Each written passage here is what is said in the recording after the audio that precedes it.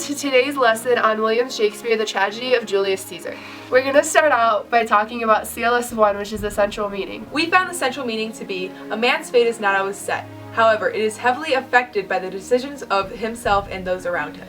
The scenes that you're about to see are all examples in Julius Caesar of how one person's decision affected the fate of himself or the entire course of an empire.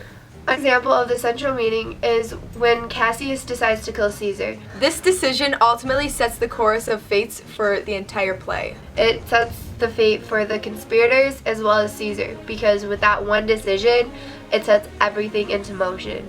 While there is not a main direct line or scene in the play, it's still important because this decision was made by Cassius himself, and it's the entire ground of the tragedy of Julius Caesar.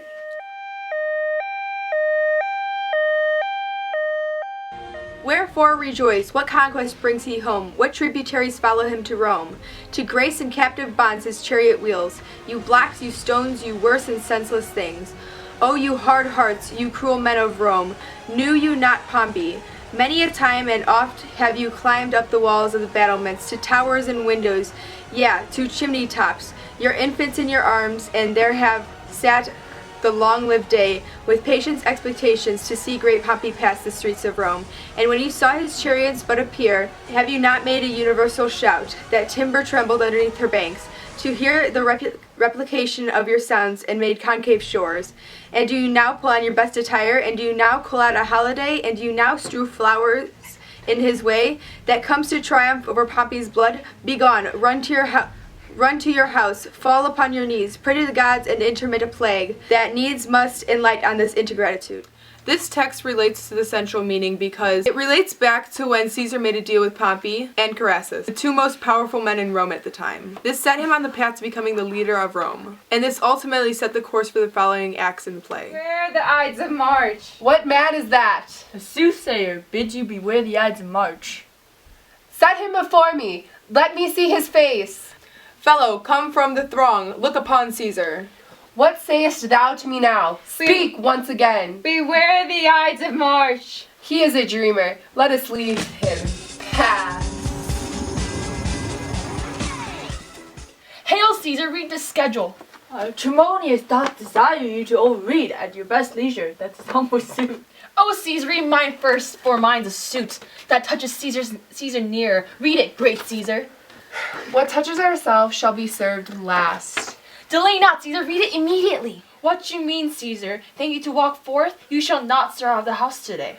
Caesar shall forth. The things that threaten me never looked but on my back. When they shall see the face of Caesar, they are vanished.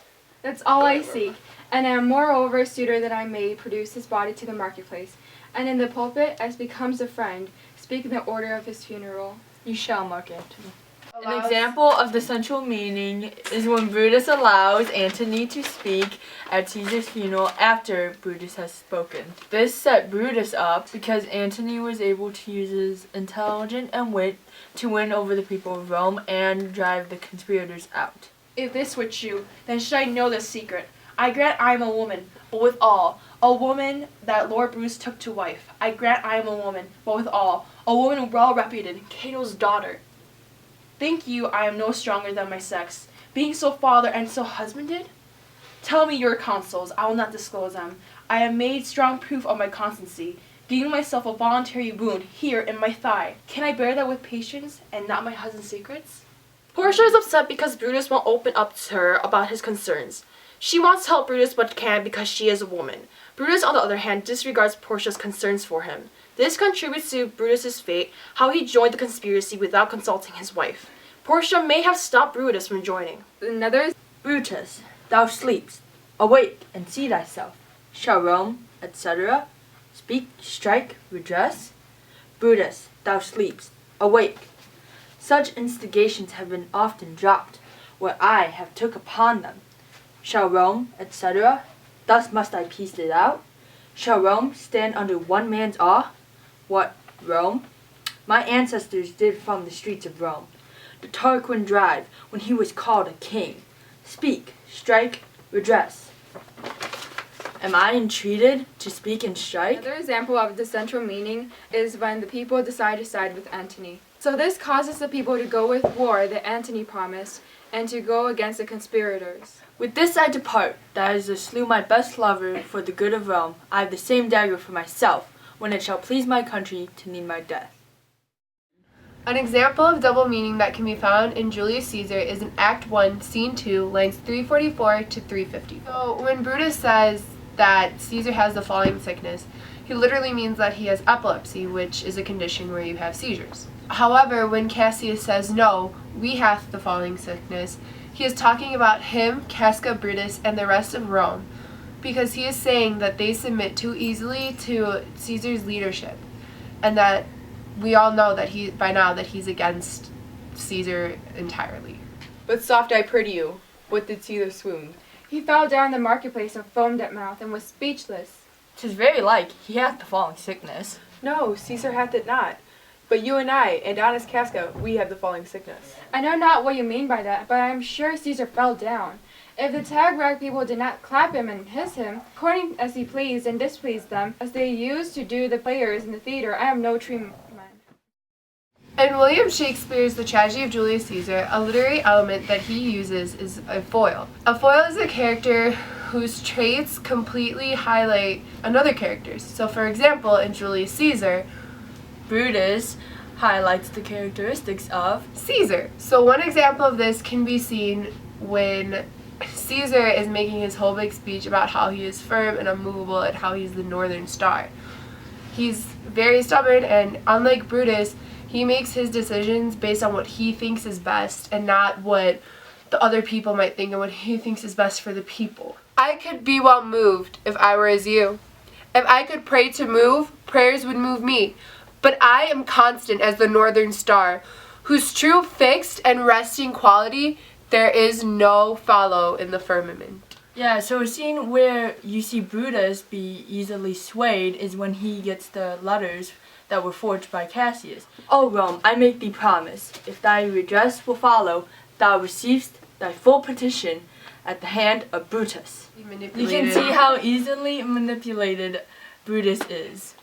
And the characters are complete polar opposites, and there's many examples throughout the play as to how different they really are. Also, parallelism is used in this play with the use of letters. They are found not only in Julius Caesar, but in several of Shakespeare's plays. In Julius Caesar, Artemidorus wrote a letter to Caesar, but he never read it. In Romeo and Juliet, Friar Lawrence wrote a letter to Romeo, but Romeo never received the letter. In Henry IV, Part 2, Barloff delivers Falstaff's letter, which points and Prince Hall peruse before deciding to play a trick on Gatchel. Shakespeare incorporated letters to twist his character's fate. What is a mantle? In the play, it is a cloak that represents a medal of honor, but in a deeper meaning, it is a symbol of power and strength. We know this because it says that he received it when he conquered the Nervi. If you have tears, prepare to shed them now. You all do know this mantle. I remember the first time Caesar ever put it on. 'Twas a summer's evening in his tent, the day he overcame the Nervi.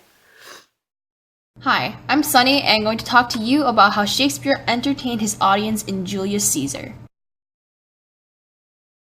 Shakespeare used several different kinds of literary devices throughout the tragedy of Julius Caesar to entertain his audience.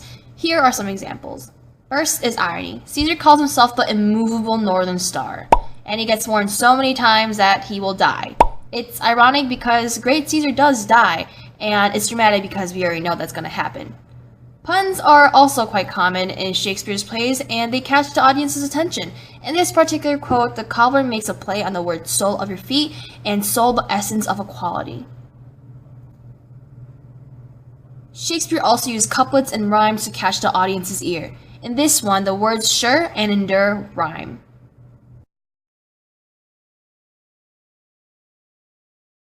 Shakespeare used irony, pun, couplets, and so much more literary devices in his plays. He wanted to catch the audience's attention, have them engaged, and entertained by Julius Caesar. Shakespeare knew how to make a story more interesting with words. This was Sunny Park, and I hope you enjoyed my stop motion. Shakespeare's usage of semicolons follow the conventions of our modern-day use. We use semicolons to indicate a pause and to separate two clauses. Here are some of Shakespeare's examples. The first one is in Act 1, Scene 3, line 580. Cassius says, "Is Decius, Brutus, and Trebonius there?" And Cinna replies with, "All but Metellus Cimber, and he's gone to seek you at your house." The second clause is unnecessary in answering the question. A semicolon is included to add additional information to the main clause in a single sentence. The second example in Act 1, Scene 3, line 560. Casca, stand close a while, for here comes one in haste. Cassius replies with, "'Tis Cinna. I do know him by his gait. He is a friend." Here Shakespeare uses a semicolon to link three separate pieces of information together, allowing it to flow. Several modern-day authors use semicolons to get this flowing effect. The third example is in Act 3, Scene 1, line 1437. Cassius asks Antony, "I blame you not for praising Caesar so, but what compact mean you to have with us?" Here Shakespeare uses a semicolon to transition from Cassius's first statement smoothly to a question.